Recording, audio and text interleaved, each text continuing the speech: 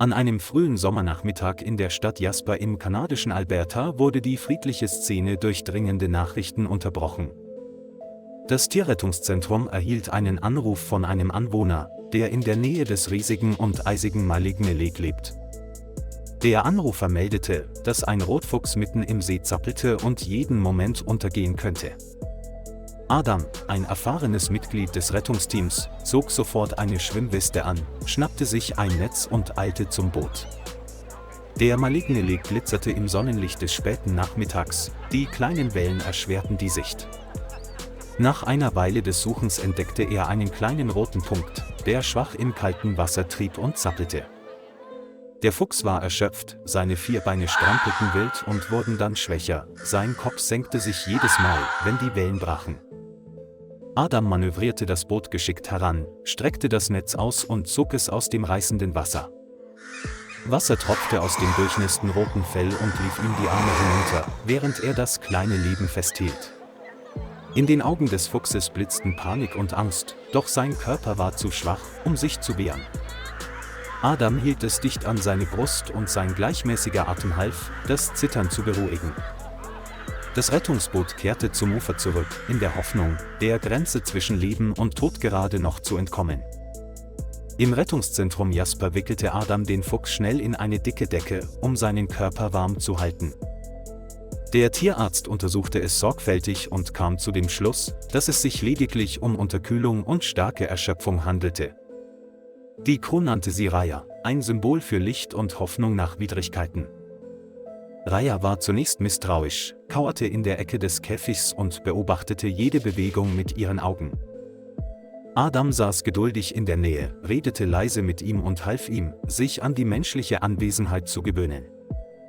Er brachte köstliches gekochtes Fleisch und legte es in die Nähe des Nestes, damit es nach und nach herauskommen und fressen konnte.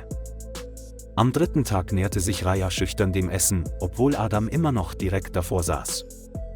Eine Woche später begann es langsam im Pflegezimmer herumzulaufen, sein Fell war trocken und seine Augen leuchteten. Adam spürte eine besondere Verbindung, als wüsste Raya genau, wer ihn gerettet hatte.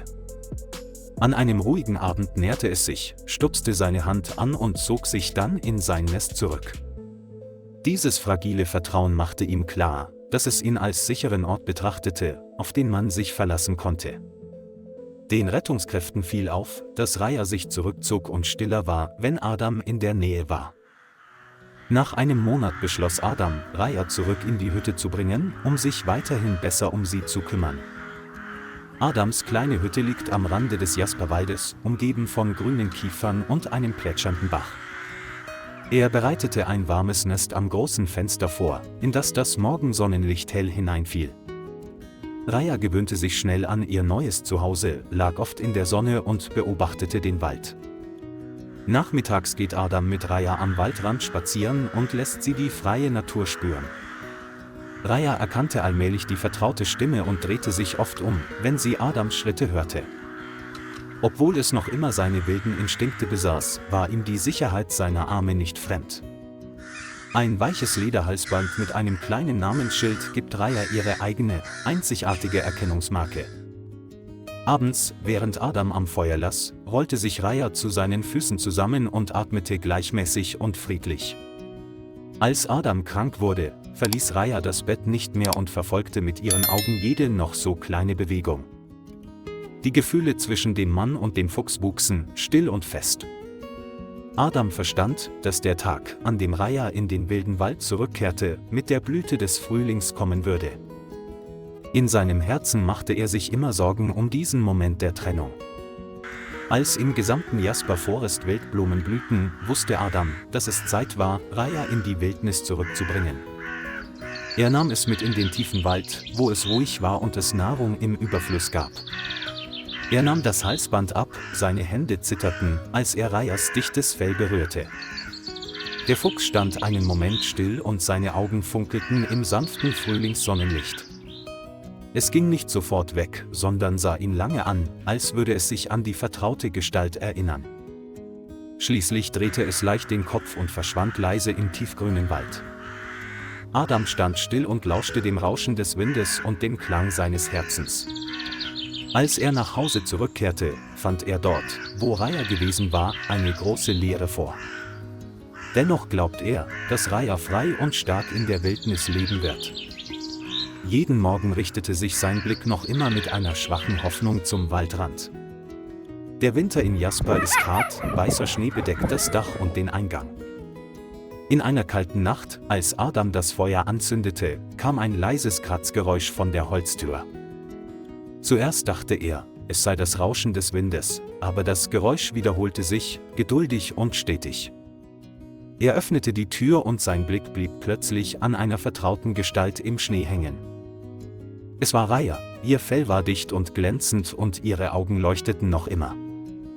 Hinter Raya standen 3 kleine Füchse, zitternd, aber tapfer nebeneinander. Raya trat auf die Veranda, schüttelte den Schnee aus ihrem Fell und sah Adam mit absolutem Vertrauen an. Die Jungen kamen allmählich näher, als sie ihre Mutter ruhig neben dem Mann stehen sahen. Der Anblick erfüllte Adams Herz mit Emotionen, wie ein Winterwunder. Der Moment, in dem ein Holzhaus zum Unterschlupf für eine ganze Fuchsfamilie wurde. Adam verwandelte eine Ecke der Garage in einen warmen Unterschlupf für Raya und ihre 3 kleinen Kinder. Er breitet die Decke aus, stellt eine Schüssel mit sauberem Wasser hin und bereitet jeden Tag frisches Fleisch zu. Zuerst fraß das Fuchsjunge nur, wenn Adam weg war, und seine Augen waren noch immer voller Vorsicht. Doch nach und nach lernten sie, auf ihn zuzugehen und das Vertrauen ihrer Mutter in ihn nachzuahmen. Eines Nachts kletterten alle 3 ins Bett, rollten sich neben Adams Füßen zusammen und ihr warmer Atem breitete sich aus. Er nannte sie Flare, Nip und Luna, wobei jeder Name mit dem weißen Winterschnee in Verbindung gebracht wird. Das Holzhaus war nun vom Geräusch kleiner Schritte erfüllt, die über den Boden liefen, und erzeugte eine ungewöhnlich warme Atmosphäre. Adam hielt jeden Moment mit einer Kamera und einem Tagebuch fest und nannte sie Schneekinder. Er kontaktierte Naturschutzexperten im Jasper Nationalpark, um die Freilassung vorzubereiten. Allerdings hat er es nicht eilig, denn diesen Winter muss die ganze Familie zusammen sein. Raya stand oft am Fenster und folgte mit ihrem Blick dem fernen verschneiten Wald. Adam legte leise seine Hand auf seinen Rücken und spürte die wortlose Verbindung. Der ganze Winter verging in seltener Wärme in der Kälte des Nordens.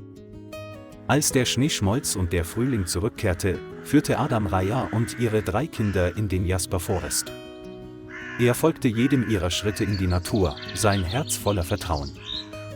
Raya blickte ein letztes Mal zurück, ihre Augen waren von tiefer Dankbarkeit erfüllt. Die Silhouette der Fuchsfamilie verschwand allmählich im endlosen Grün des Waldes. Seitdem lässt Adam jeden Winter die Haustür angelehnt und wartet auf ein neues Wiedersehen.